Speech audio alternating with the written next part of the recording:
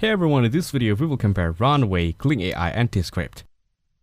Each of these tools use AI-powered video editing, but they serve different purposes. Runway is a creative platform that uses AI to help artists, editors, and creators make stunning visuals and video with minimal effort. The interface is clean and many tools work right in your browser, making it super accessible. However, high-quality exports and access to the most advanced AI tools are locked behind paid plans. Gling AI is a video editing tool designed especially for content creators, YouTubers, and podcasters who want to save time.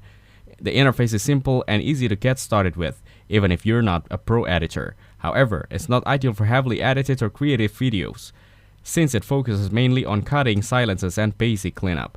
Descript is an all-in-one audio and video editing tool that makes content creation super easy even for beginners. This is perfect for podcasts, YouTube videos, interviews, and even course content.